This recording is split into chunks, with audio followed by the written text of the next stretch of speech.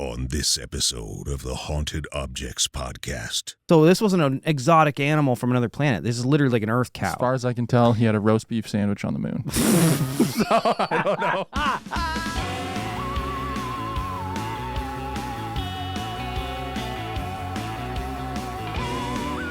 From deep inside the mysterious archives of the Newkirk Museum of the Paranormal, it's the Haunted Objects Podcast. When you hear the word disclosure, what do you think about? I think about people on Twitter complaining about the same shit they've been complaining about for the past 40 years. I know. People on Twitter literally just saying the same exact things. Yeah. I think about the UFO bros who fucking hate Hellier. Yeah. They just can't fucking stand it. Guys in their basements. Their mom's basements. What do you mean? Can you expand on that? I think of angry UFO bros who talk shit on Twitter, but think the government's going to tell them that UFOs are real. Yeah, bit of cognitive dissonance there, I think. A lot of guys who are into like conspiracy theory. Sure. But then implicitly trust that the government's going to reveal the truth about UFOs. Yeah, like people who really... I'm sorry, UAPs. Yeah.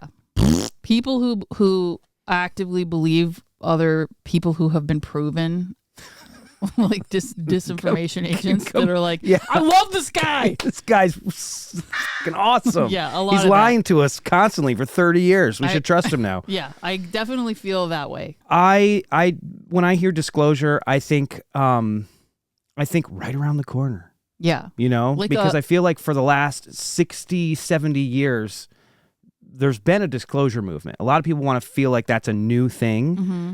But for 60, 70 years, basically since UFOs first showed up, people have been saying, oh, it's right around the corner. Any day now, they're going to tell us the truth. A lot of carrot dangling is what you're saying. Either the government's going to tell us what's going on for real, the space brothers are going to come down and reveal themselves to us. Or they're going to explode out of our bodies and be like, we've been in here the whole time. Is that how that's going to work? Yeah. like Alien. They're going to explode out of our chests. Maybe. And then be like, I watched you masturbate. I've watched you take, that's what they're going to do? I watched you take 38 years of poops from inside the shell. Is that it? We're just like a larval phase? Yeah. That's probably definitely going to be what happens. Maybe that's why the government hasn't told us yet. Yeah. They're like, oh, wait till these people figure out what's really going to happen. Yeah. We've never had a president who's really done anything in terms of like, I'm going to tell you the truth about what's going on at Area 51. I'm going to tell you the truth about UFOs. They tease it all the time. Mm-hmm. Trump has teased it. Like he was supposed to be the guy who was going to do it, right? Yeah. That's one of his big deals. Nobody's ever told us. No. And there's probably good reasons for that. Maybe we'll talk about that today. So there really hasn't been a great disclosure candidate. Mm-hmm. And I think that's what a lot of the UFO bros have been waiting for. They missed their opportunity. There was a really great disclosure candidate, probably the first disclosure candidate. Yeah. A guy who literally ran on a platform of telling us the truth about UFOs, working with the Space Brothers, and trying to usher us into a new utopian society. Yeah. Today we're talking about Gabe Green, the first disclosure candidate. With the latest revelations of the U.S. military's encounters with unidentified aerial phenomena, UFO disclosure seems closer than ever, except, of course, for one brief moment in 1960. After a lifelong fascination with flying saucers, mild-mannered photographer Gabriel Green took disclosure into his own hands by becoming the first presidential candidate to run on a platform of ending UFO secrecy. He should have been a shoo-in. After all, his campaign managers were uniquely qualified for the position. They hailed from the Alpha Centauri star system. This small campaign button is a rare relic from the time Americans cast their votes for the truth about UFOs and nearly received it from the aliens themselves. Yeah. This guy, I will say, he seems like a super, super nice, decent dude. Yeah. Everything about him that I've seen, he's very, very into UFOs. He's very, very into peace and utopia. Yeah, he's very pretty well, progressive. Yeah, very well spoken, well dressed. Yeah. Just like a cool dude. Before we Hopefully. Here's the thing. You never know. when you're talking about anybody who's like from like the 50s, yeah, you just never know. You never know. There might be some stuff in there. Do we need another allegedly counter here? Maybe He's we do. allegedly a cool dude.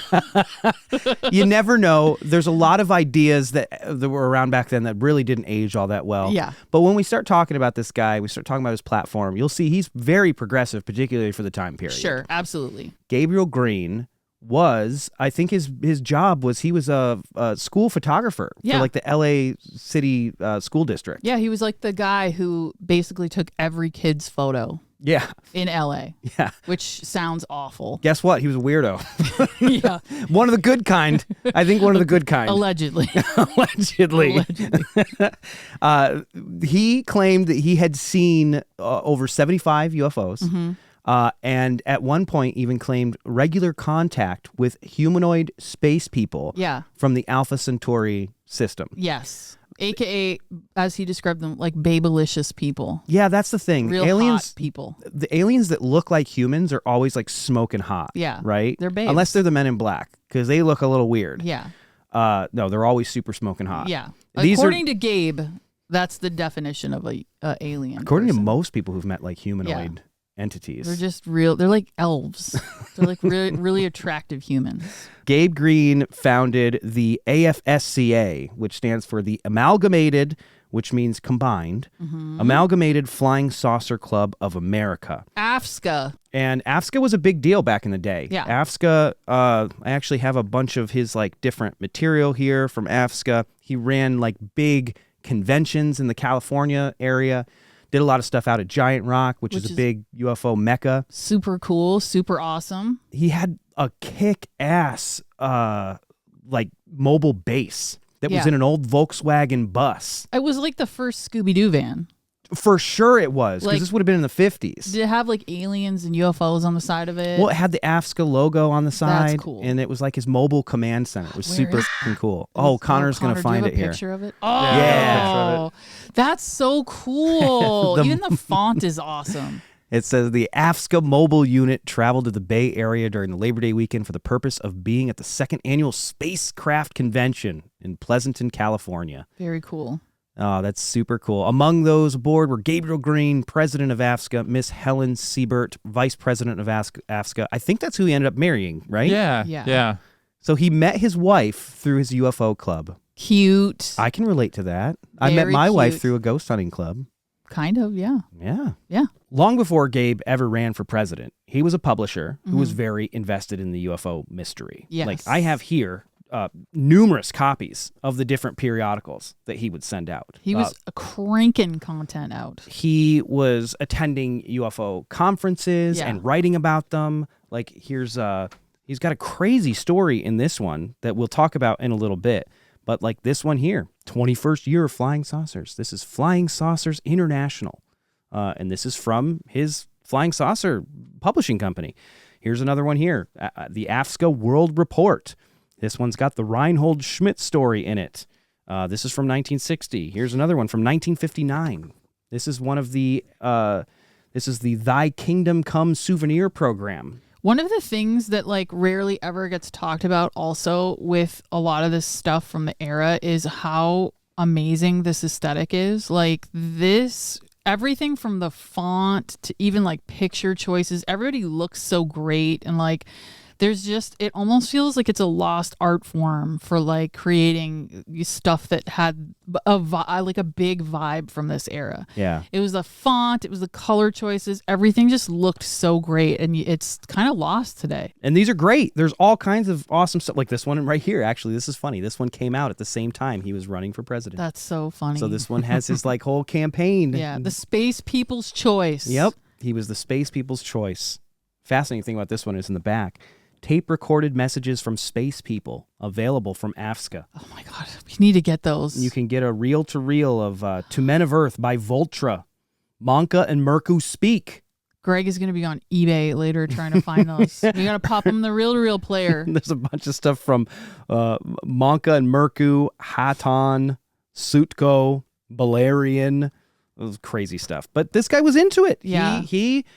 He was reaching people all around the world. Yeah. One of these actually even has the stamp on the back still from where he was. I think it's that one. Yeah, this one was to some guy in Pasadena. Bring this program to the AFSCA convention. Join AFSCA now. One of the things that Gabe did is he would hold these massive flying saucer conferences. And I'm looking at it right now in the program here. And they were just, it's like a greatest hits. It's like a who's who of UFOs. Even some of the weirder dudes, like George Van Tassel was there. He was the guy from the Integratron. Even Bob Short, Reverend Robert E. Short of Los Angeles. Bob Short, Corton. He channeled Corton, if you're not familiar. Mission Control. One of the coolest, like, old school UFO channelers ever. He channeled Corton from planet Coldus. Yeah, he was awesome. I loved his trance voice. It was always like, Mission Control. You kind of get into that a little bit when you're doing the Estes method. I don't think that I do it all. My favorite thing that he ever did, though, is he has, so as we said, he ran the Amalgamated Flying Saucer Clubs of America, but he has this entire letter that he would send to people that would help you talk to people about UFOs. I love this. So this is like a guide to bothering people on the bus. All right. It's literally that. A guide to bothering people at the doctor's office. So what you would do is you would write in to AFSCA and you would purchase a little package of authentic UFO photos. Okay. And then you would keep these on you.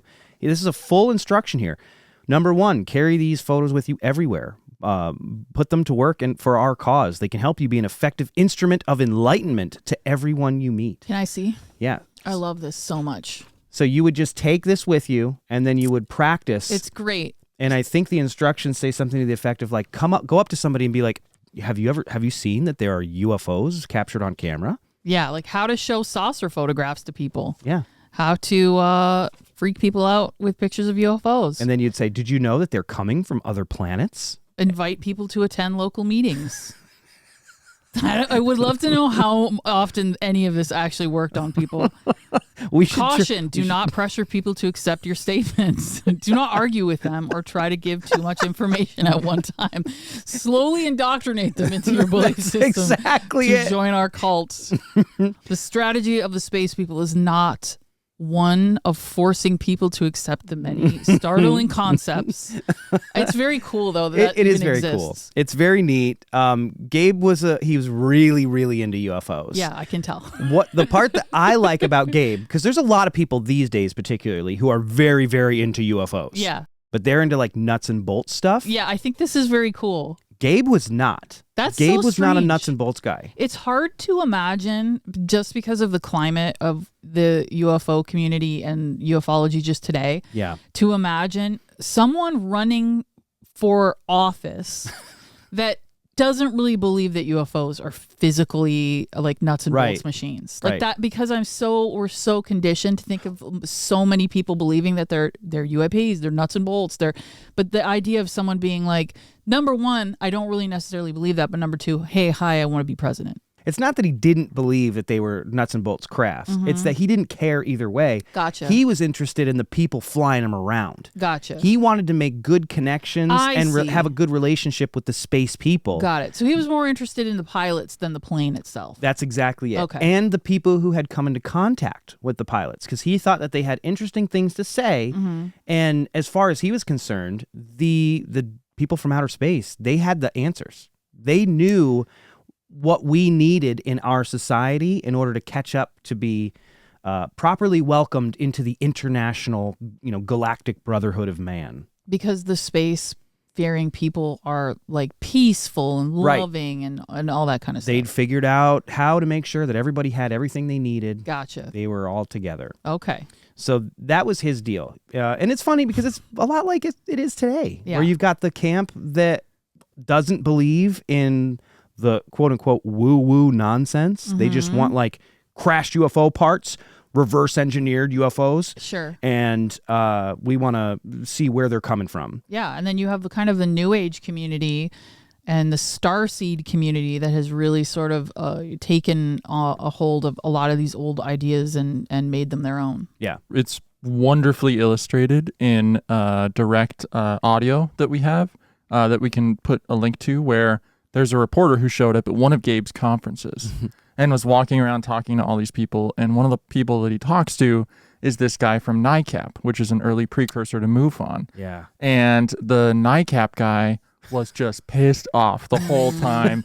And all the interviewers' questions, he's just like, well, the thing is that we're interested in actual UFOs, and all of these people are screwballs, I think is what he was saying. So he's like, and so he was sort of like infiltrating them in his mind. So clear. It's the same kind of thing. If you had somebody who was a real hardcore nuts and bolts disclosure person who showed up at a lot of conferences that still happen to this day. Mm-hmm. Strange mirroring. It's funny. I feel like we get a bit of that on Twitter. Yeah. They're the hardcore nuts and bolts guys who are upset at us because we're like trying to channel ultra-terrestrials through a broken radio. Yeah. Yeah. I think we'd get along real well with Gabe Green is what I'm trying to say here. Sure. Yeah. Not only was Gabe Green super into UFOs, clearly very committed. The dude had a whole like mobile command unit made. He was hosting conferences, and he was trying to gather information about people who'd met UFO occupants. He decided to take it one step further, and he decided, I'm going to be the disclosure presidential candidate. I'm going to run for president. He claims that in 1960, he had 2 visitors show up at his front door. Yeah. Literally knock on his door physically.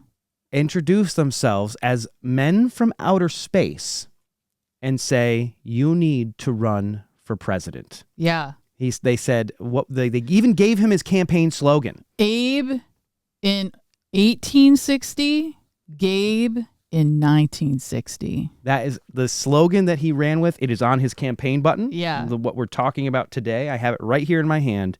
It's a nice picture of Gabe Green. Abe in 1860.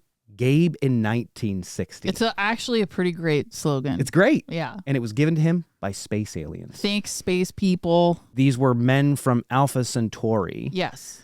But a lot of new material claims that they were from Korrender. Okay. Which is supposed to be an extraterrestrial planet somewhere out there. Okay. You were the one who actually found this, Connor. Yeah, the thing is if you Connor, wait, is this breaking news I right think now? it's breaking news. I think we've made a discovery. In the UFO blogosphere, if you actually look at a ton of newspaper.com articles from that time period, which are mostly LA local newspapers covering, hey, here's this guy who's all about UFOs who's running for president. All of the interviews that you see from Gabe back then, he's saying that these people came from Alpha Centauri, at least that star system. Yeah. And a few blogs that exist out there today, including even his Wikipedia page, say that they're from Korrender. But that's not what Gabe was saying back then. I think it got intertwined somewhere along the way with a story that we'll talk about later in the episode. Okay. So I think there's some intermingling of incorrect information there. That's how it happens. Mm-hmm. Well, these 2 men from outer space, they knock on his front door. Yeah. They give him his campaign slogan. Yeah. And they say, you're the one. You need to run for president. You need to spread our message. Are we also going to acknowledge that the space people are great at marketing? Yeah, right? No kidding. Marketing genius. We should be listening to the space people more often, I Can think. you give us some more cool slogans, space or maybe people? they all just work in marketing. They're already here. Whenever I do the Estes method and I'm talking to ultra-terrestrials, all I'm going is, there's worm people to go burrow through the wormholes. They're never giving me anything like actually good. Let's have a marketing Estes method session. Let's do that. We'll get like this idea so much. marketing from outer space. Be a worm, go into the wormhole. He ran for president of the United States as a write-in candidate in 1960 under the Universal Flying Saucer Party. I have some audio of him actually like on the campaign trail talking to a reporter, and there's a couple good moments here, so I want to play it. And your name is? Gabriel Green. When did you decide to take on this campaign, aside from the other duties of your organization? Well, I decided as a result of a request from the space people that I do so. At first I was very reluctant because I felt very humble with being asked and to undertake such a responsibility. Frankly, at first I really didn't feel that I wanted to take up upon my shoulders such a tremendous project. But There's this really great moment where the interviewer's like, wait, you're talking about actual people from outer space? People, are you referring to actual personal contacts or psychic contacts? I'm referring to personal contacts with the people from other planets. Now, are these individuals present in our civilization? Are they free walking around, so to speak? Yes, there are many of them walking our Earth. As fantastic as that will undoubtedly seem to many of our people who have not had the opportunity of becoming aware of the overwhelming existence of these people visiting our Earth at the present time, which our flying saucer movement has accumulated over a 13-year period of investigation. One of the reasons that he got so much press is because he was from the same town that Richard Nixon was from. Oh, right. And so a lot of people were like, hey, this is Nixon. He's getting all this, gaining all this steam in the presidential race. And then there's this other guy who's also from Whittier, California. He's into space aliens. Some of the local newspapers covered it really well in very funny ways. We're looking at an issue of The Independent from the 28th of August, 1960. And there's a whole article about Gabe Green. And it's titled with his campaign slogan. He's even wearing his pin. He's wearing his pin in the photo. It says, Gabe, good news from Alpha Centauri. Thank God. Thank God. For once. It for the audio listeners, my favorite, this big highlight here. Several months ago, he recalls, a visitor from Alpha Centauri, 4.1 light years away, and Earth's nearest star, knocked on the door and announced, "We want you to run for president." Abe in 1860, Gabe in 1960. The Monitor reporter winced. Yeah. That's the next sentence. Oh, man. Oh, boy. Well, if you're curious about what kind of a platform the Universal Flying Saucer Party had, you don't have to wonder anymore, because in issue number 16 of the AFSCA World Report, July through August 1960, this whole issue is basically dedicated to his campaign. He's the first image in here, the Space People's Choice, Gabriel Green, independent, nonpartisan write-in candidate for president of the United States. And they have his full, 24-point platform listed in here. And it's everything from prior choice economics, which we'll get to. That's an interesting deal. Prior choice economics, flying saucers is his second point in his campaign. Makes sense. Space. Yeah. We advocate the United States stop shooting tin cans into space and concentrate on building true, free energy-powered, man-carrying spaceships to send the first people to the moon and then planet Mars. Government secrecy was another one. He wants to set up a board of competent newsmen to pass on what should be kept secret and what information should be released to the public. So he was really big on declassifying stuff. Again, the disclosure candidate. Big on education. He wanted to convert us to the metric system, which frankly makes a lot of sense. Silly. You're from Canada. I'm just kidding. Dana still can't tell what I literally can't. How what the Cold, temperature hot, is. I can't tell it at all. She I can't. Has to still have it in the I've metric. tried, and I think I just don't. I'm never gonna do it. It's not gonna happen. So he wrote up a full platform. A full platform. Yeah. He was even he wanted to fully fund Planned Parenthood. That was one of his big deals at the end. Planned Parenthood, although this one's a little Planned Parenthood and population control. Yeah. I don't know about that one. Kind of scary. Again, this guy was from the 60s. You never know what it was into. But I think his point with that was just we should have birth control. People should be able to plan how and when they want to have kids. Allegedly. There's a quote here from Gabe that kind of sums up why he thinks that the Space Brothers have the perfect platform. Yeah. He says they're here to impart part of their scientific, technological, and sociological knowledge to help us resolve the problems of mankind before we destroy ourselves. The contactees say spacemen were attracted by our nuclear explosions, and they're concerned mankind may destroy itself and part of the universe. They hope to enlighten us to successfully eliminate the motives for war, expansionism, and poverty. Several of the contactees have pointed out that the extraterrestrials use an advanced system of economics that has eliminated want and need on their planets. So his big things were he had a very strong anti-nuclear position, which I think is really interesting because even today, a lot of UFO sightings happen around nuclear facilities. Yeah. Very strange. And also a very interesting economic strategy that he claims is in use all over the galaxy called prior choice economics. We don't really understand this. how this fucking works because there's no money involved. Yeah, we're also not smart people when it comes to things like numbers. we haven't his actual like a whole booklet here. You can find this booklet on Amazon. Yeah. If you're really, really interested in prior choice economics, Yeah. you can purchase this. Gabriel Green's The Way to a Better Living for Everyone, Prior Choice Economics, annotated. Now, Connor, you went to school for economics, right? Yeah. So you could probably explain this a little bit better than we could. Okay, so I'll do my best. The crazy thing about prior choice economics or universal economics, because it's used throughout the universe by the space people, Right. is that it's all based on a credit system. It's not a typical credit card in the way that we think about credit cards. It's actually a credit card that sort of labels how much work you've done so far in your life. And if we're talking about how much work you've done so far in your life, it actually continues going up. Not only the older you get, but the more hourly work and the pay per rate is actually acquired mostly through people who are each a part of a particular labor.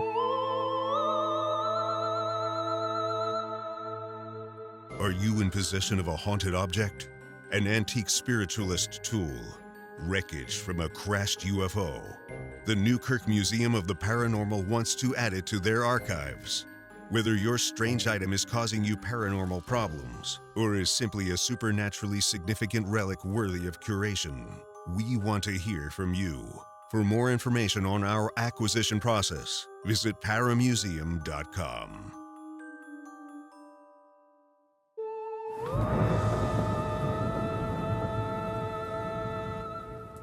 That number, because once you have a qualifier, thinking about it as like basically revving up throughout a sequence like you're in a catalog and you're shopping for things. And that credit system enables people to have a non-money policy in the economy. Whether it would work or not, I'm not sure, but that's the basics of how prior choice economics works. That was great. Thanks, Connor. Did you guys fall asleep? No. It was really into it. Okay. That's great. Thank you for that. Mm-hmm. I know exactly how. What was it called? Prior It's prior choice economics. Right. I read a 50-page pamphlet. I am gonna vote for it. If you're in the paranormal and you're not into prior choice economics, you might be fooling yourself, because apparently that's what all the aliens use. That's what they the say. reason that he was for this is because prior choice economics was an economic system that is used throughout the galaxy. It eliminates money. So that's the idea, is that everything that you do is based on how hard you work. And then the more points that you gain, kind of like leveling up in a video game, right? So you're like building your experience points. I literally tuned out. So I just caught myself thinking about something totally different. Listen, this is important. This is being used in outer space. Okay. If there's 150 people in the world, let's simplify it that way, and there's only 100 pens, the price of a pen would be the price of the 50th person on the rank of credits. I'll stop talking about it now. Gabe would have been proud, though. He would. You did it Gabe well. would be proud. Gabe in 1960, Connor in 2024. Yeah, 2026. We'll put a link to the pamphlet. That Yeah, you Gabe can made buy this in the pamphlet. comments. I don't know why you would want to. Connor bought this pamphlet I to learn liked all it. about it. Yeah. It's everything. It's even tips in the back on how to talk about prior choice economics, Yeah. which clearly are working very well. He wasn't the only one who was talking about prior choice economics either. Oh, that's right. This is a fun aside that we absolutely have to talk about. There was another guy that Gabriel Green started to get wrapped up with, and his name is Bob Renaud. Bob Renaud was in contact with another group of extraterrestrials, the Korrendians. What can you tell us about Bob Renaud and his conversations with the Korrendians? Well, I decided to dive really hard into the Bob Renaud train over the last few days. He has a lot of writings. We're talking 400-page books and pamphlets and stuff like that. This guy makes other contactees that we've talked about.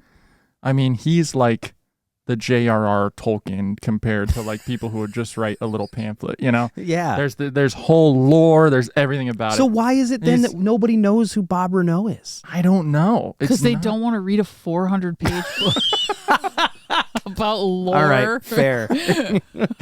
There's He's a lot fascinating, going on. though. This guy's insane. Yeah. So Bob Renaud was basically a kid. He was 18 years old in July of 1961. This is 2 months before Betty and Barney Hill were abducted. Yeah. Just to kind of put it in context, I Yeah. realized that. He was working on an old ham radio in his house. He was a sort of an amateur radio dude. And he was actually he was in Massachusetts.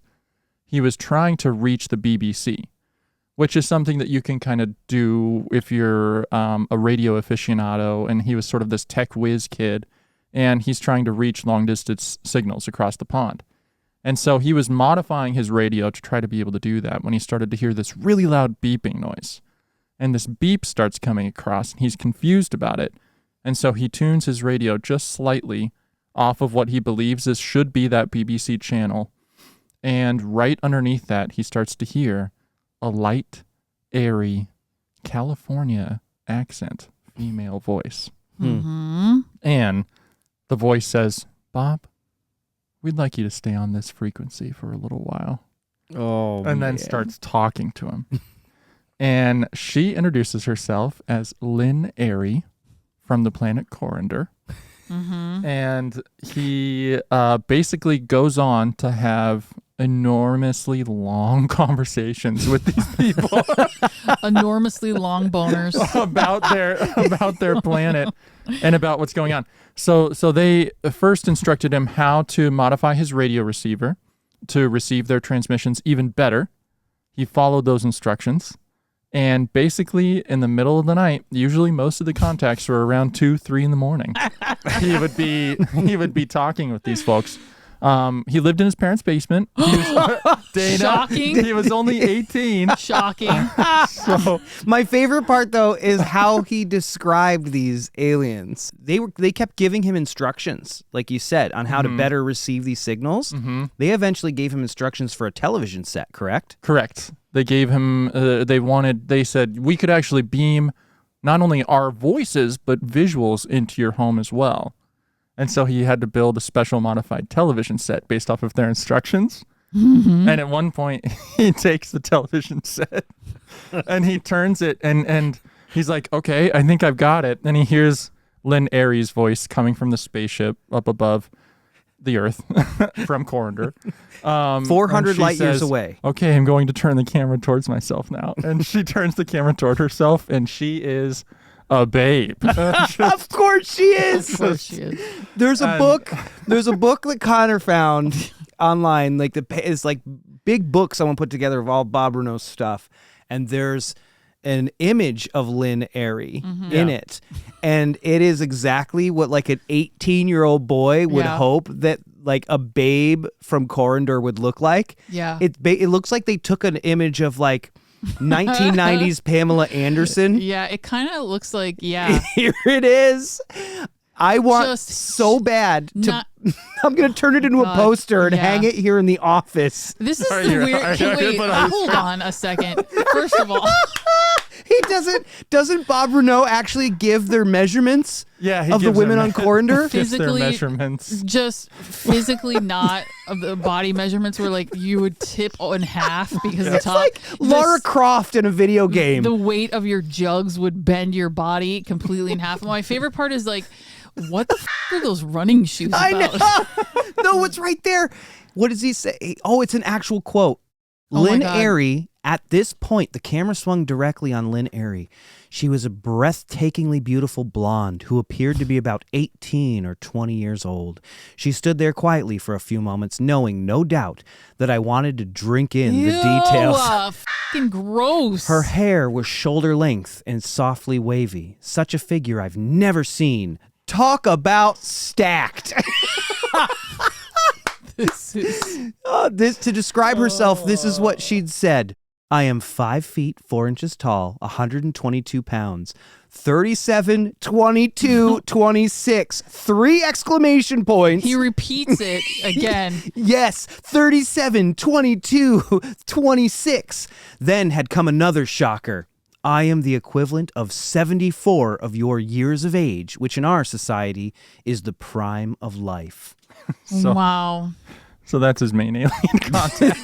Of course it is. And For an 18-year-old boy. You Yeah. know what that is? Yeah. That's the ultimate. My girlfriend's from Canada. You wouldn't know her. Yeah, it oh, actually it gets is. better. It gets better. So that's his basics. So that's a little bit about who's talking to Bob Renaud. Trust me, this all wraps right into the Gabe Green story in the end. But let me take you on a journey. For I can't just a wait. second here. Man. So Bob, his books are very specific. He always specifies, they're basically a log. He'll specify the date, the time, sometimes what the weather was like, things like that, when the contact occurred. Wow. Most of it was in like the winter of like 1961, 62, all the way up until 1967. And it was usually in the middle of the night, usually 1, 2, 3 in the morning. And he's Usually After his after his parents are in bed. there's really 3 things in this book. There's alien babes, there's cool explosions and crazy stuff like that. And then there's really specific electronics and detailed info. We'll talk about that in a second too. So, I mean, when you're reading this book, it's kind of exciting. I mean, we're talking about What kind of exciting are we talking about? we're talking about telekinetic basketball. Whoa! We're talking about the aliens from Korrendor showing up at his house, taking him to a field, and then letting him out of the spaceship, and then showing him like how they can lift rocks with their mind and then blow them up with lasers. That sounds fucking awesome. We're talking about drag racing pods on the moon. And this is one of my favorite parts. When he was away from home on several occasions, a spaceman from Korrendor named Arta Doric took his place in his life. Yeah. Like a clone? Like a clone. He looked just like him. He got to meet him. He looked just like him. He got to meet him. And this guy took his job at GE for He weeks. worked at GE. Yeah, for weeks at a time. Did this guy go and vote for Gabe Green? Maybe. And so he took his job for weeks at a time. He hung out with his dog. He said it was the craziest thing. My parents never noticed that it wasn't me All right. because I was on the moon with the people from Korrendor. blowing shit up and driving around fast in little golf carts. At one point, there's one point in the book where he has this ability to tune in and see what Arta Doric is doing, like in like his a life. telepathic link? Yeah, and so he's sort of in one of the television sets on the Korrendor ship. So he's like, he tunes in at one point and he sees Arta Doric looking at his Playboy. Shut up. Oh, this is my God. great. Is this just in a book? It's in a book. Oh my God. It's in a really long book. We'll put the links to it, but I'm honestly giving you guys the highlights right now. God, I literally cannot deal with that. Connor was up till like 4 a.m. last night reading Bob Renaud's books. Yeah. He, at one point, gets to do a spacewalk. They take him, they put him in this whole suit, and he walks outside, and that's depicted in one of Gabe Green's manuscripts. I think you have it on your desk I there. think I do. I think I do. You have a straight picture of what that spacewalk looked Oh, like. here it is. And It's on the cover. Yeah. This is Flying Saucers International, the Amalgamated Flying Saucer Clubs of America, June 1968. There you go. That's what it looked like when he was doing his spacewalk, Bob Renaud. So Cool. Gabe Green was publishing all of his stories. Oh, here's the spacesuit. There you go. Yeah. You can see the spacesuit. You don't want to know what my favorite part about this is? This is the Bob Renaud story, part 33. This is part 33. There's a lot of like tongue-in-cheek comments about how he was way before the Russians, and nobody gives him credit. Oh, Yep. God, 'Cause that's he was so up there. funny. And there's instructions on how to make air. Like There's just the in air you book. breathe? Yeah. On Korrendian, they give him some mechanical instructions on how to do that. He has an alien girlfriend. Of course. With giant jugs. She, Artelee, she works on the base on the moon. God. He drew a picture of her. I'll get the picture for you. You got a picture of her? Oh, my God. Oh, I fucking love this guy. Do you think he told his friends about his moon girlfriend? I don't know. I can't tell. I feel like doesn't like every friend group have that one friend who's like such a habitual liar that everybody's like, "Oh, your girlfriend on the moon? Yeah, it's cool, dude. That's I mean, super cool. I'd love to meet her someday." I don't know if he would have had friends, to be honest with you. His friends were all from space. There she is. Oh my God. Yeah. It looks like anime. It looks like some kid's anime drawings. Astrolari Is that from her? Korrendian. Yep. Renaud's girlfriend. They went It on says that. like moonlit rides together on the moon. Wow. There's it's Lynn Airy with her hair. She's a psychologist, The other he says. people, Oh, yeah, poor- the other people that he's talking to. So Oh my there's God. a lot of really good stuff in this book. He has a map of like what Korrendian looks like. Whoa. Oh my God. Really detailed. This is Lord of the all Rings. in a book that was covered by a guy named John W. Dean. Was also interested in his story as Gabe Green was, and he sort of republished a lot of this material. Oh, these are great. So he's writing. That's what the moon. it's a moon pod. That's the moon pods. Yeah. Ground scooter used on the moon. Dude, it's completely, every little piece is labeled. Yeah. Wow. It's a good tattoo, right? That is a great tattoo. Light blue. Oh my God. Somebody needs to get that as a tattoo. The So- moon pod. So that is what we're talking about mostly with him. There is a detail that in John Dean's book, which again covered it, that was just fantastic. And basically what it is John Dean's like, I didn't know if I believed his story, but there was a man named Howard Menker who was also a contactee who talked about something interesting. He said, maybe he is telling the truth because they both talked about the same thing, which is going to a very fine dining restaurant on the moon and eating roast beef. What the is that what's happening with cattle mutilation? Like, are we talking about like normal road, like cows? moon beef? Yeah.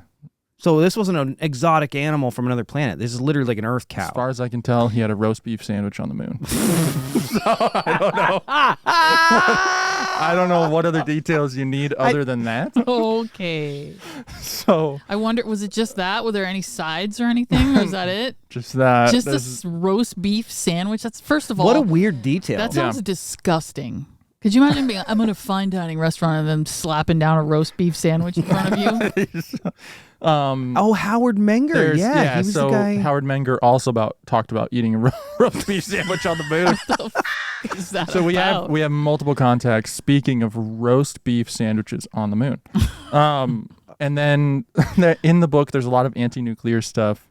There's some stuff that's a little bit sketchy. Again, some population control stuff, some like interracial marriage stuff. So they're not always the best ideas that are channeled through these. Yeah. Well, it's funny. It's funny that typically the people who end up going to space to meet the space people always end up kind of having an interaction that fits their own ideals. Yeah, so like, sure. You know, there's other people who, like, I think Buck Nelson went to space and talked about how space was also segregated. Yeah, you know or what I like mean? Like Woody Derenberger talking about like Indrid Cold being Christian. Exactly. Yeah. These people, it's funny how the space aliens always reflect their own political and social ideas.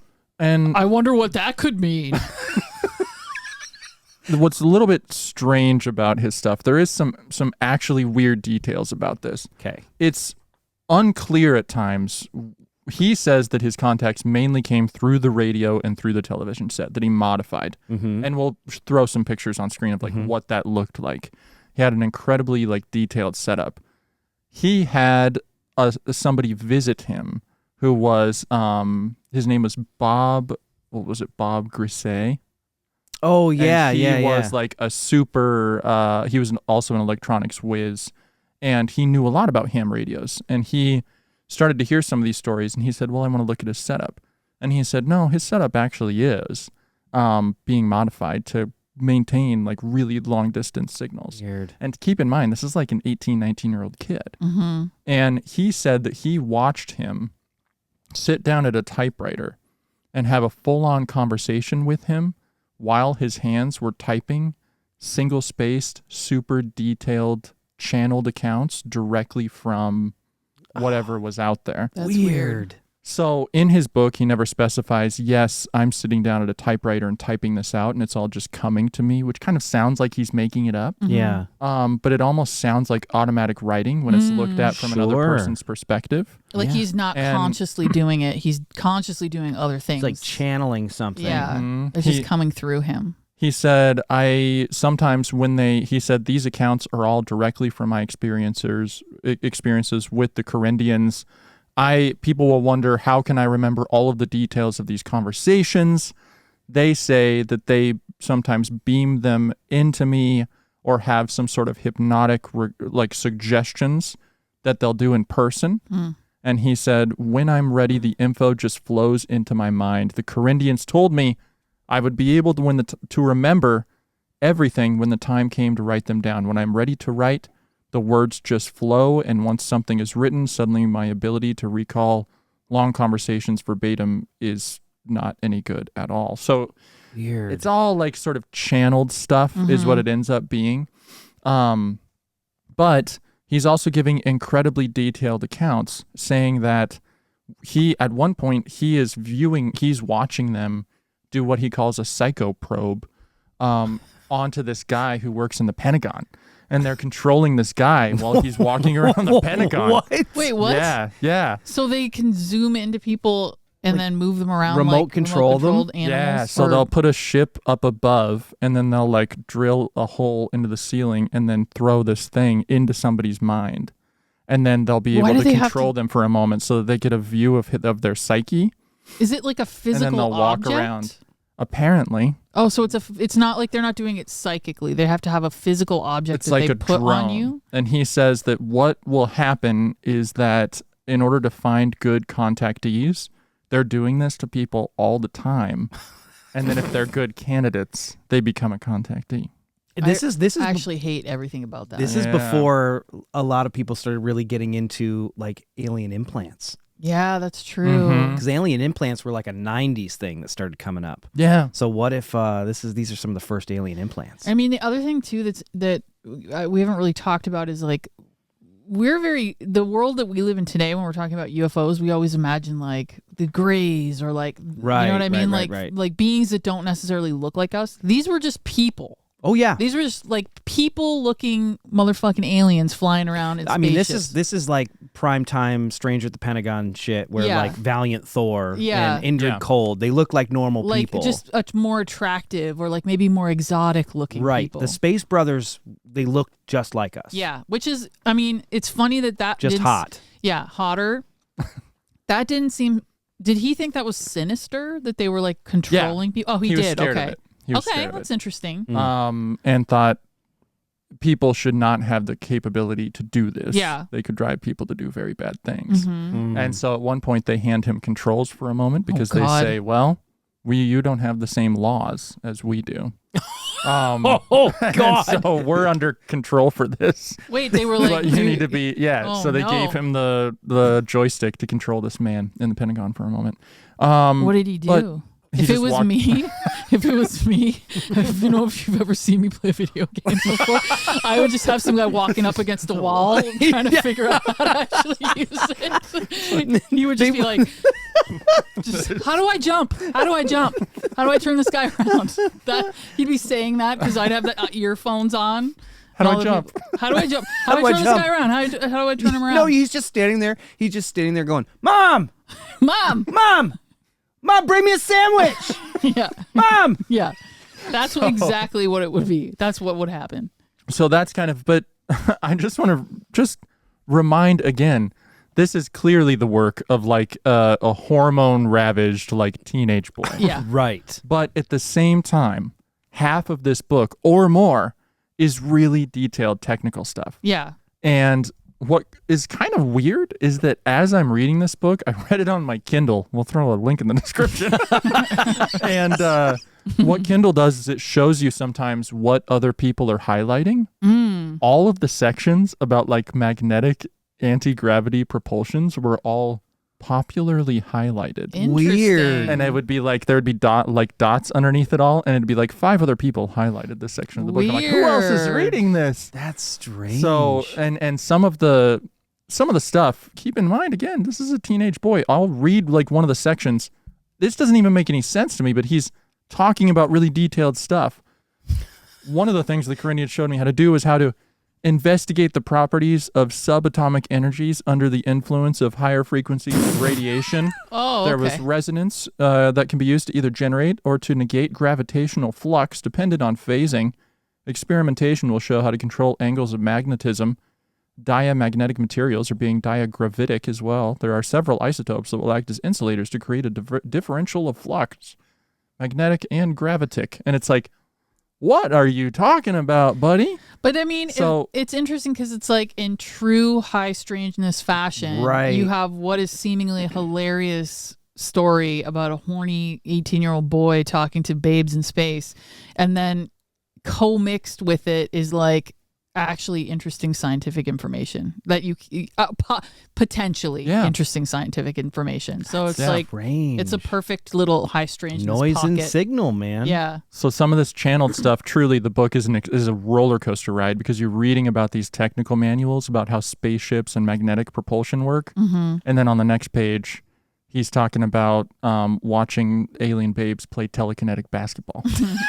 Or his So like it's really weird. his It's really weird. his clone looking at Playboy magazines. Oh my God. I would love to know what issue it was. Could you imagine if we could We'll figure out what find it. issue it was? Yeah. I mean, at one point, he basically describes cell phones. What? It's like he says they hold in their pockets video communication transmitters That's weird. where they can speak with each other and select an individual to speak with. Weird. And things like that. They'll relay messages to each other in that way. It's funny too because So- like if you look at sci-fi, it's something that I love, and like if you look at sci-fi from like the 80s, imagining what the 2000s are going to look like, you always get like a version kind of what we have, but like limited by what was popular in the 80s. So like they'll be like, you'll be able to talk to each other through the television. Yeah. And you're like, no, we're going to have tiny pocket phones that we can talk to each other on. But like obviously the visual component's there. That's weird because it's just a description of something that did not exist at all at that point in time. It's not like he's using things that are actively around him that you find often in sci-fi, Right. where you're like, we would never just talk into giant TVs in our living rooms. We would have tiny little devices in our pockets. I mean, this that's is kind of even cool. It's even before Star Trek too. Yeah. Right. Yeah. It's very cool. So it's wild. And he, as far as I can tell, he spoke publicly one time.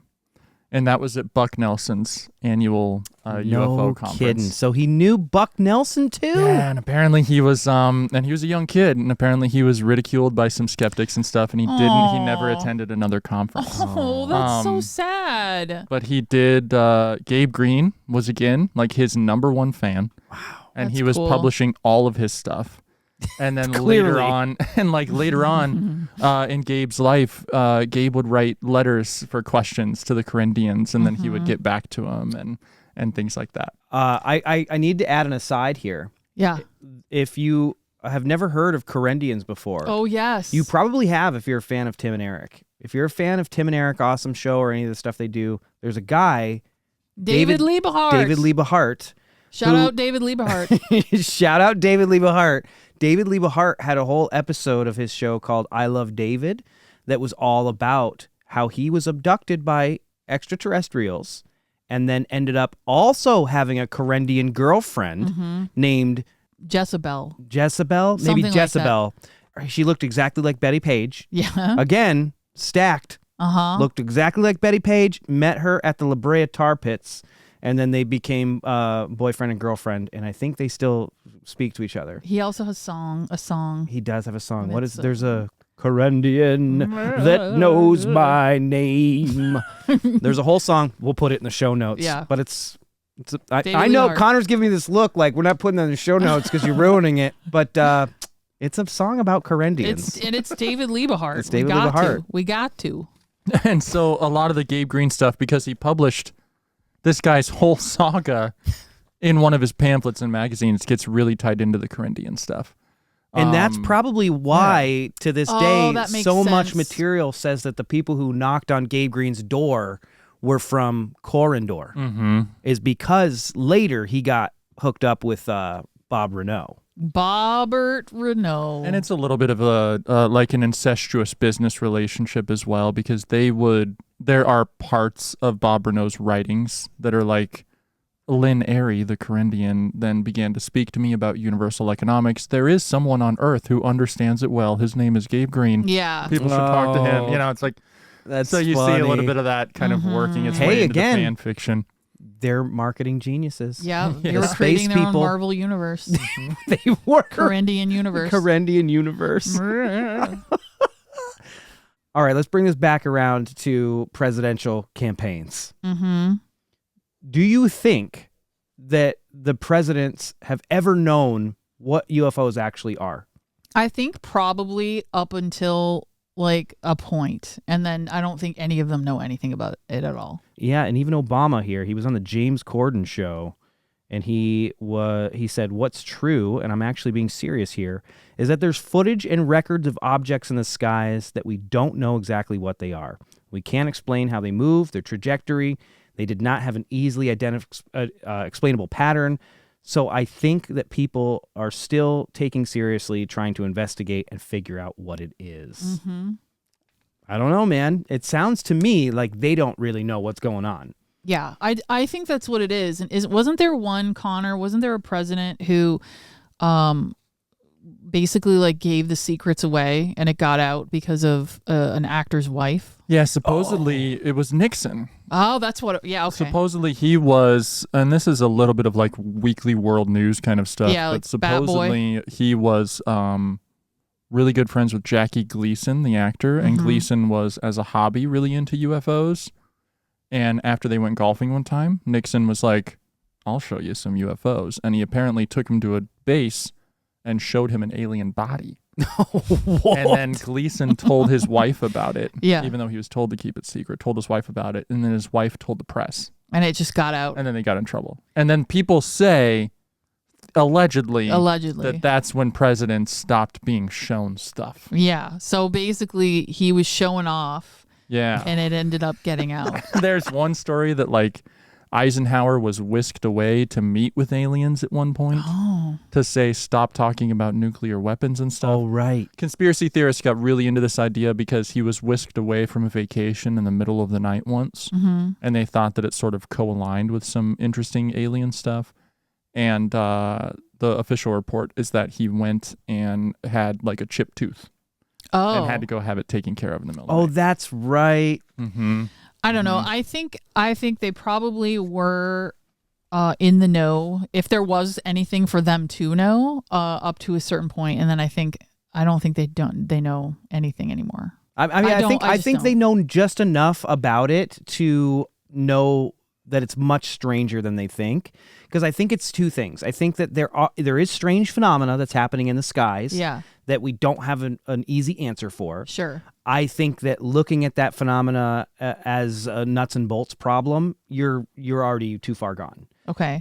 Because I think that it's something stranger. Gotcha. But then I also think that there's a very real danger that stuff is like foreign threats. And like we dealing right now with like weird drones from every other country. Yeah. They're everywhere. So I think that they know enough to know that there's not anything they can really tell the public without freaking them out, you know? Yeah. Because it's either But you think the president knows this?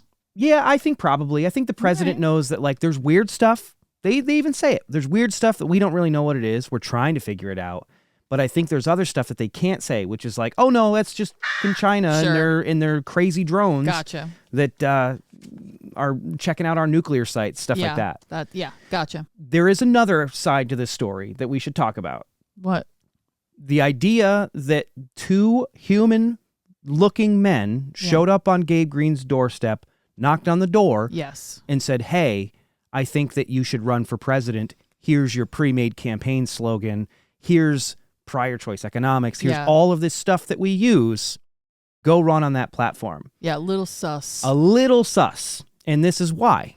We know for a fact that the United States government has infiltrated UFO groups. Yeah. And then used those groups as a cover for things that they're doing. Yeah. Purposefully fed them misinformation. Yeah, driven them crazy. Like actually driven people crazy by making them think that they're getting classified documents about UFO investigations, straight up to meeting aliens. It doesn't seem too far-fetched to me that maybe what happened to Gabe Green is that the government decided to throw this guy into the race to maybe make some liberal ideals sound really stupid. Yeah. You know, the same thing with Betty and Barney Hill. Yeah. Betty and Barney Hill are abducted by aliens. It was really Barney. You know, they were an interracial couple. They were involved in the NAACP during a time when civil rights was huge. Yeah, they were both very involved in the civil rights movement. And then Barney has all the worst stuff happen to him. Yeah. And then he becomes, you know, a laughingstock. Yeah, it's kind of suspicious. Here's the thing about the government and trusting the government when it comes to UFOs.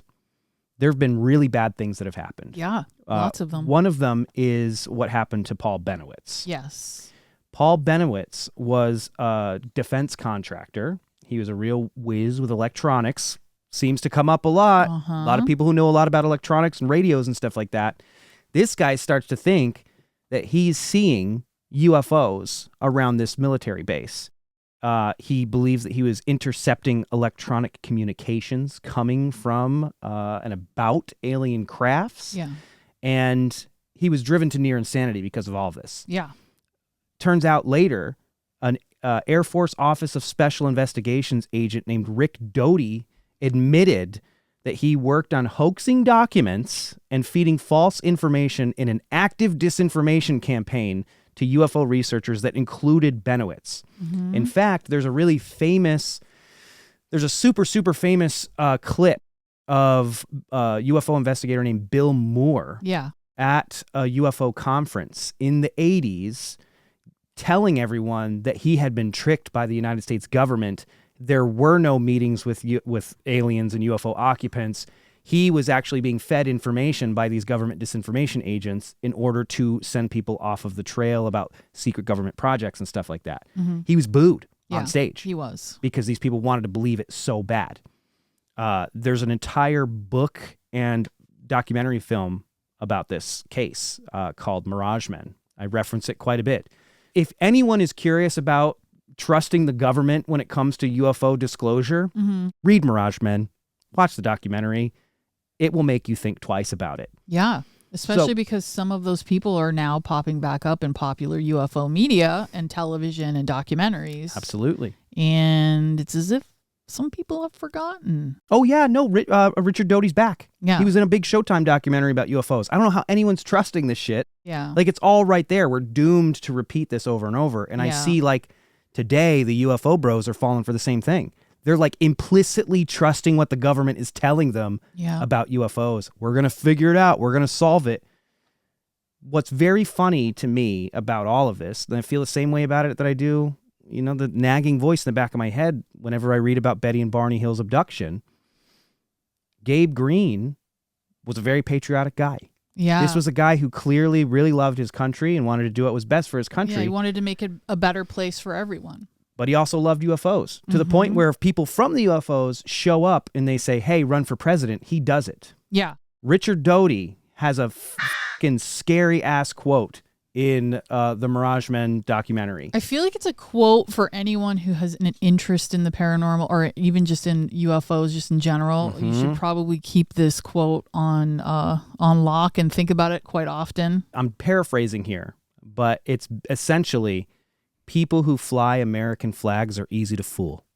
It's scary. Ugh. It's very scary. And that guy was an actual, literal government disinformation agent sent to infiltrate UFO groups and lead them astray. If you also can't pick up those vibes, like watching him in interviews, you gotta just work on that a little bit. He's got bad vibes. Something about like listening to authority in there as well. Mm-hmm. Yes. Like trusting somebody who says they're from the government just without question. Yeah. Yeah. And going along with whatever they're saying, which is what happened to Benowitz, and what happened to a couple of other researchers that Rick Doty talked to. That he talks about in the book. I mean, he's sitting down. He talks to Linda Moulton Howe, right? Yeah. Oh, right. Yeah. And he sits down. He's like, and he goes through and sits her down in a room, gives her these files, says, "This is about the alien contact that Majestic 12. Here's an interview, video of an interview with an alien." Mm-hmm. And then he comes out later and it's like, that was all fake.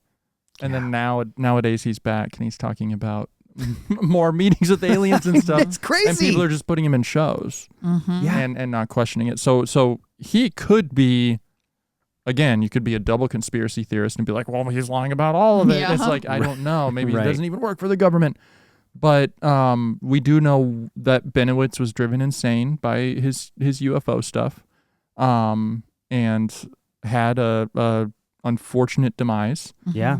And it really does open your mind a lot to those possibilities of questioning some of those black ops groups in there.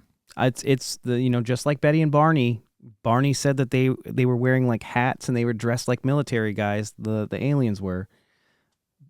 Gabe Green. They look just like us. Yeah. They're just more attractive. Just more attractive. I don't know. So But- we don't know if it goes way back then though. That's the Because thing. all the Benowitz stuff was in the 80s, right? Sure, but I mean, why not? Why not? Yeah. It's Could've been if it's the an easy that. cover for the Yeah. weird stuff that they're working on, and you know they're scared of the Soviets, and there's all kinds of strange stuff that was going on. And there's always like something that they want from them. So part of the reason that that Doty says that they fooled Benowitz is because they kind of wanted to see what he could intercept. Yes. Yeah, because he was gifted and like creating things and that were working. They were actively working. They were actively working. Yeah. And he was good with technology, and he was working on. He basically had this whole apparatus set up in his house. They were beaming false messages to him, sometimes from another house across the street. Yes. That like the CIA and them like had. And they're beaming these messages to him in order to see what he intercepted and then disseminated into his UFO literature and talks and popular media. Yeah. Makes me wonder, you know, who else was really good with radios Yeah. and crazy stuff like that. Yeah. Back in those Renaud. 1960s. There's just some poor woman hired by the CIA to be play his his girlfriend. Honeypot. He's just talking to spies, and they're like, "Oh yeah, no, my name's Lynn Airy. I'm on the moon right now. Don't worry about it. Never trust the government. Don't trust the government. Not with UFOs. Not with UFOs, at least. Well, maybe not with anything. Has the CIA ever done anything wrong? Do you think the CIA would really do weird shit to their own people? Yeah. Maybe that is a president who does know the truth about UFOs, is Bush Sr.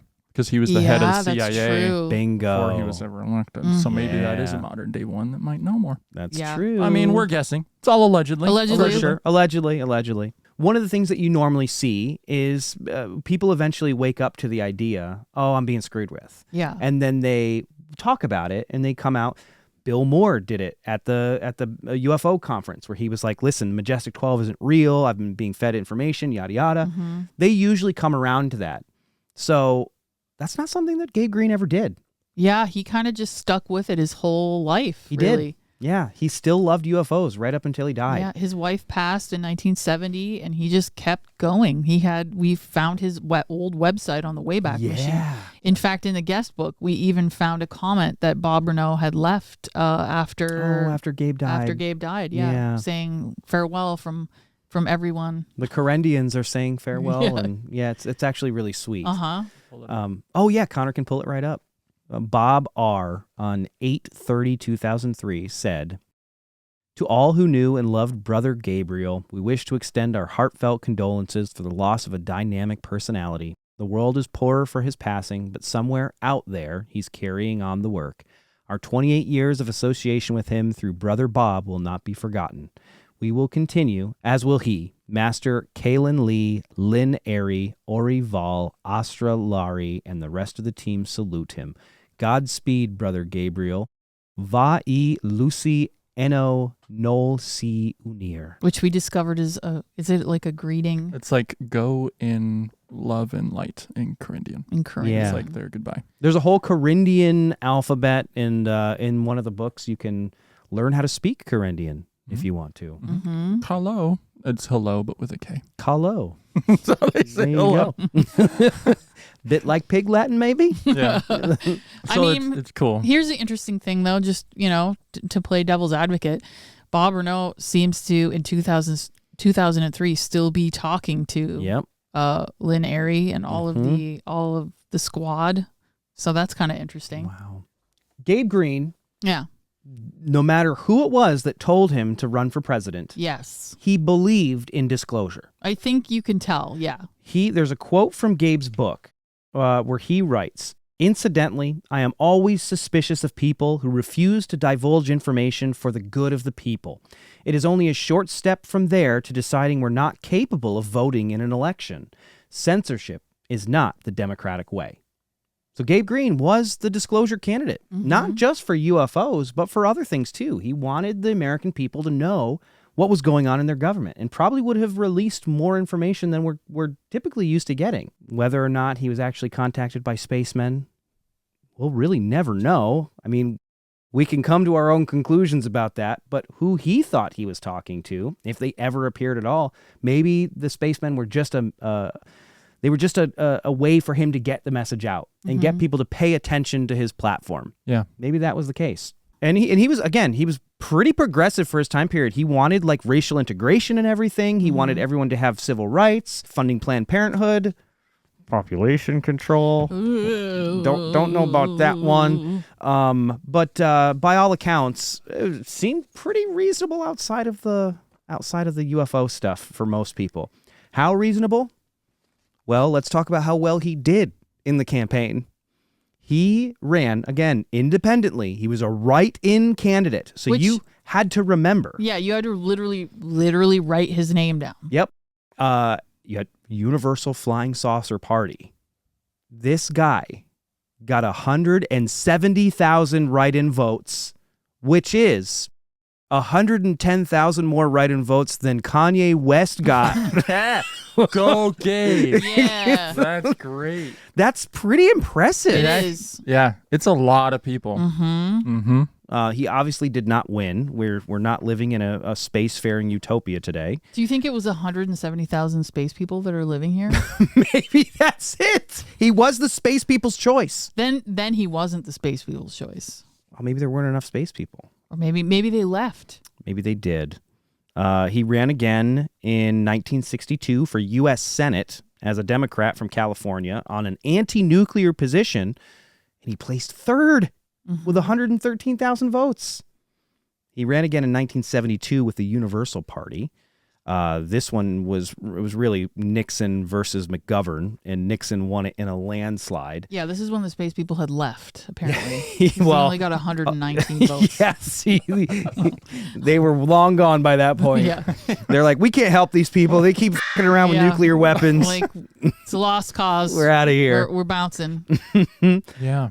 Yeah, so he was a really interesting and strangely almost a viable candidate. Mm-hmm. The fact that he placed third for U.S. Senate in California, that's bonkers. And taking it to another level that a lot of contactees didn't. So we've read a ton of contactee literature, and almost all of it from that time period is very anti-nuclear. It's very much like, assuming if we put our skeptic hat on that these people are making it up, that's in their consciousness is a major concern. But he actually really tried really hard to do something about it.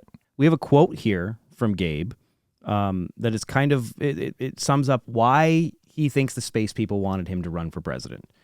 He says, they are here to impart part of their advanced scientific, technological, and sociological knowledge to help us resolve the problems of mankind before we destroy ourselves. The contactees say spacemen were attracted by our nuclear explosions, and they're concerned that mankind may destroy itself and part of the universe. They hope to enlighten us to successfully eliminate the motives for war, expansionism, and poverty. Several of the contactees have pointed out that the extraterrestrials use an advanced system of economics that has eliminated want and need from their planets. So this guy, he really bought it. He really believed it, and he was really trying to sell it to people.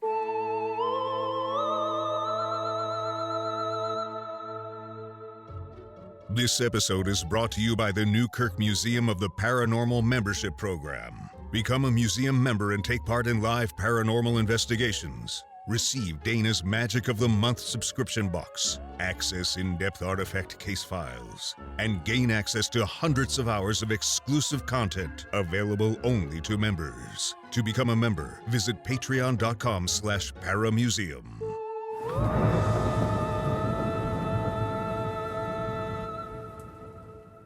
Do you think that we'll ever see a disclosure candidate like Gabe Green again? I think at this point, there's been enough damage to the conversation about UFOs that there's no one that would get, it would not happen because people would be like, oh, he's crazy.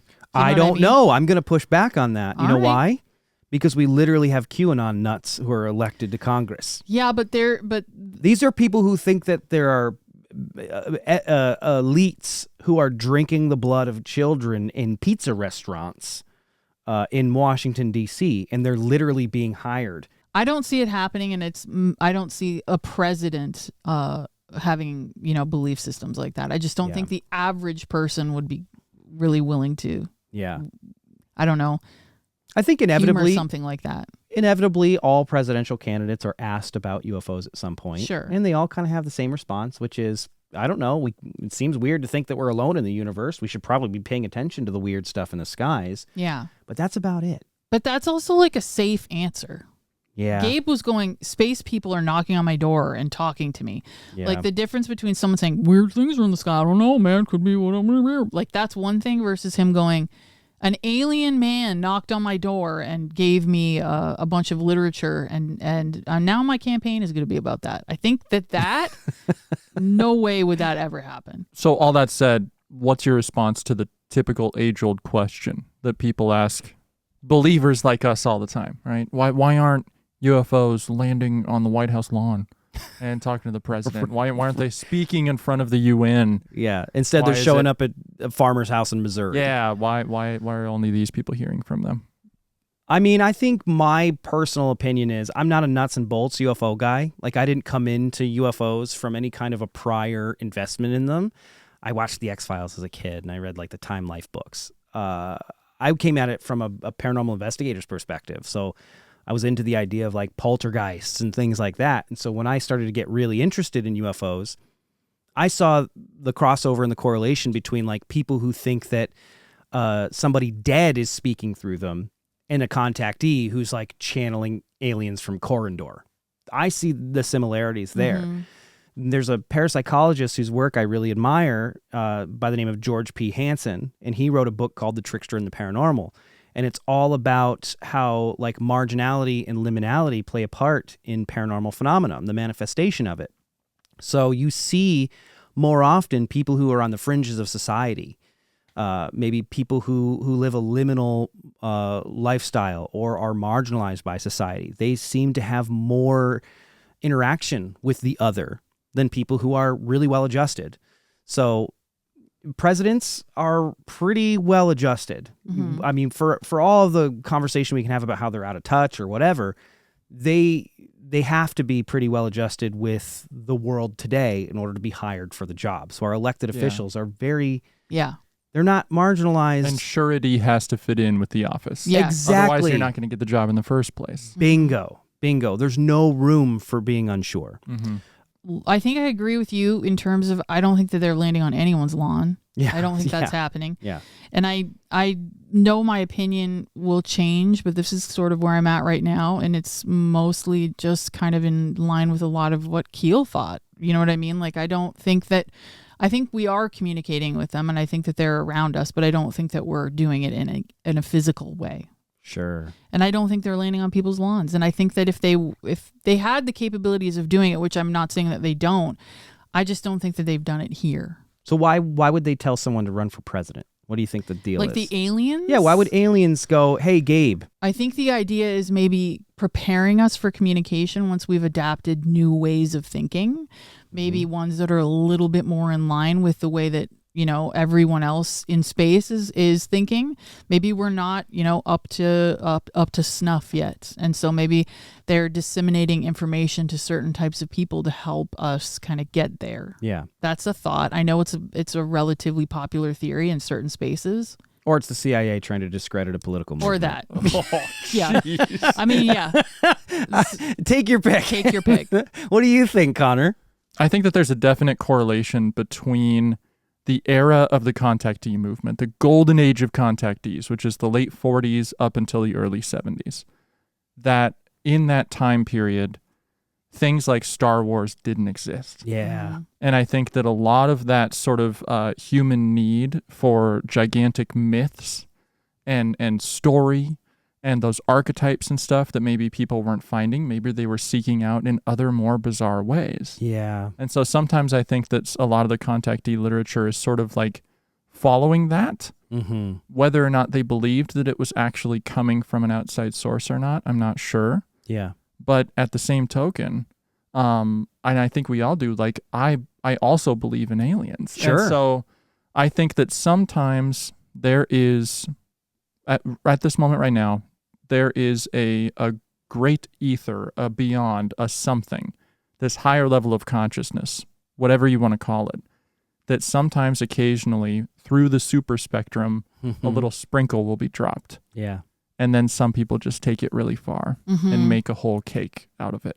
Yeah. And so there are moments of real revelation that I really think is hidden in some of this stuff. Yeah. It's that noise and signal thing. And it's really fun to seek it out. Mm-hmm. And it's fun, and some of it's sketchy and weird, and you can tell it's from the old-fashioned times, but some of it is a real adventure ride, and you really wonder what these guys were thinking when they were writing about this, when they were speaking about it in front of everybody. And this is also a time period before we knew a lot about outer space. Yeah. And so it's a lot of like, hey, we don't know what the surface of the moon looks like, really. And we can have a roast beef sandwich up there. Yeah. And so a lot of those mysteries and stuff, it's a really fascinating look at that time period. And I love looking into it. And like I said, I think there are little nuggets of truth in there. Do you think we'll ever get disclosure? No. And I think that the government doesn't really actually know what's going on. Mm-hmm. Yeah. I don't think that there's enough of an organization there I think so too. to work on that. Yeah. People love to look at the government as like a single, like a monument, right? Mm-hmm. And it's not. It's incredibly messy. It's really disconnected. Typically one hand doesn't know what the other hand is doing, Sure. which is why a lot of government conspiracies are insane to me, because the government is a mess. Yeah. It is a mess. I mean, to be fair, they have a lot more satellites and a lot more capabilities to see these things than the average guy Sure. Mhm. at their disposal. Yeah. But in terms of the organization of what's going on there, I don't think they really know. Yeah. regardless of what you believe about disclosure or whether or not these people are actually being contacted by intelligences from another place, Gabriel Green was really the first disclosure candidate. This was the first guy who ran on a platform of, I'm going to tell you what's going on with UFOs. We're going to go to space and we're going to make friends with the entities who are out there.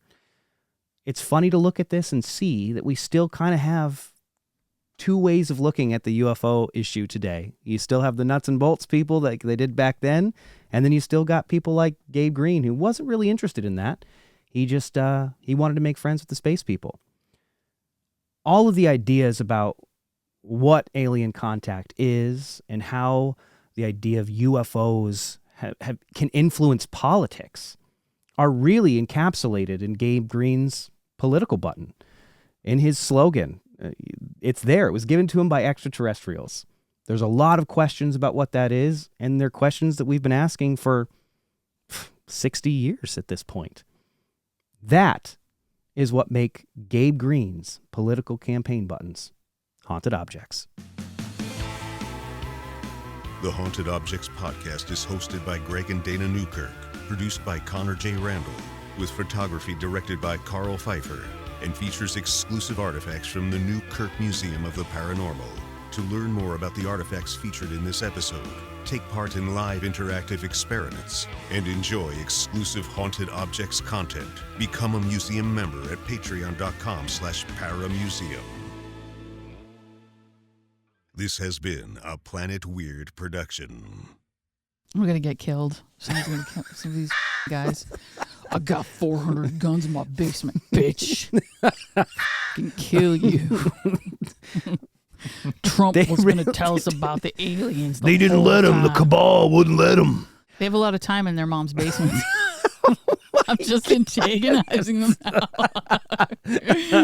I'm going to get death threats. What else is new? Welcome to Hellier.